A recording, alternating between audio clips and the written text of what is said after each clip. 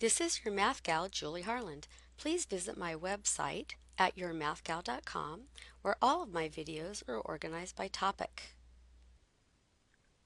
This is video 15 in our series of solving equations that contain decimals. So let's work with this problem. So there's always two ways we could do it. We could simply solve it like we do any linear equation, just dealing with the decimals as they come up. Or you can multiply both sides by something to eliminate the decimals in the first place. So I'm going to do this one by just keeping the decimals as is. Okay, so that's a valid way of doing it for those of you who like to do that.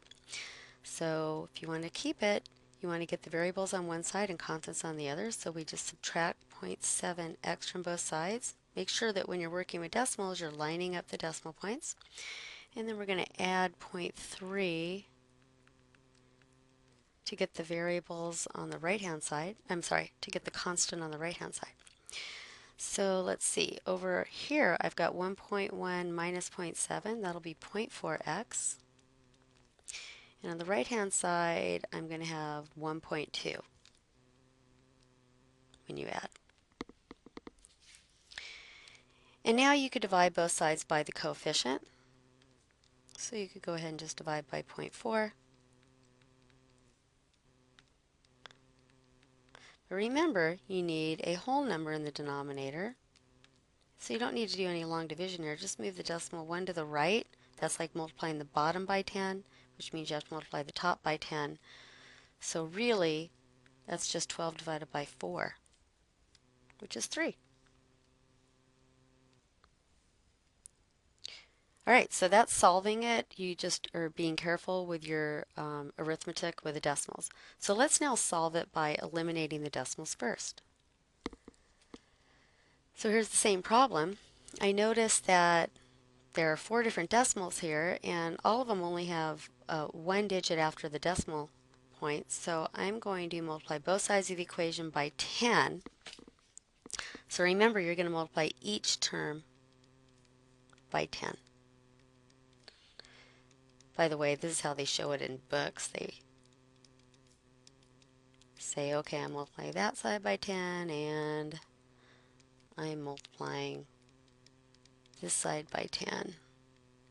And then they say, okay, I'm doing the distributive property. Okay, so that's exactly what I'm doing. I just have a shortcut way of writing it.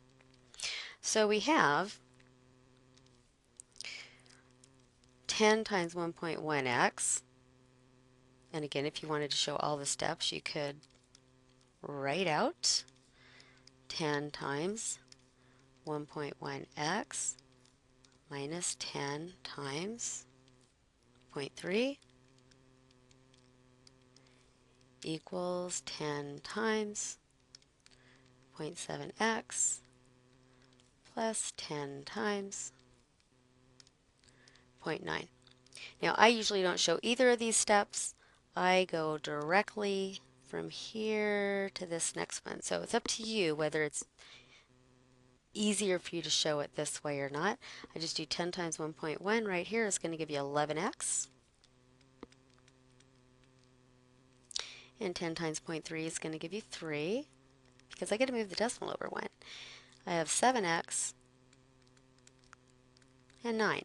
So now I have an equation without any fractions, which generally, without any decimals, which generally is easier to solve. So I'm going to subtract 7x from both sides and add 3 to both sides. And we get 4x equals 12. So x equals 3.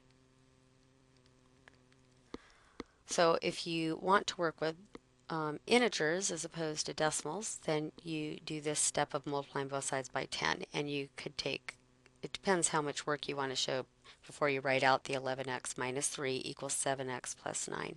Make sure whatever you do, you're multiplying both sides by the same number though. All right, so let's check our answer to make sure 3 is the correct solution. So we're going to plug in 3 for x. Now when you check your answer, you have to just do the arithmetic with the decimals. It's not an equation, so you can't multiply both sides of an equation by something because you don't even have an equation. So we have 1.1 times 3. That's like 11 times 3. and you're going to put the decimal 1 in, minus 0.3, and then 3.3 minus 0.3 is just 3. So the left-hand side simplified to 3. Okay, now we're going to put in 3 for x on the right-hand side of the equation. So 0.7 times 3, to do that, you just think, what's 7 times 3? That's 21, but you've got 2.1 because you have to go in one place, plus 0.9. And so if you do that work, you're going to get 3.0, which is also 3. So both of these sides simplify to 3. That means this is the correct answer. So our solution is 3. This is your Math Gal, Julie Harland. Please visit my website at yourmathgal.com, where all of my videos are organized by topic.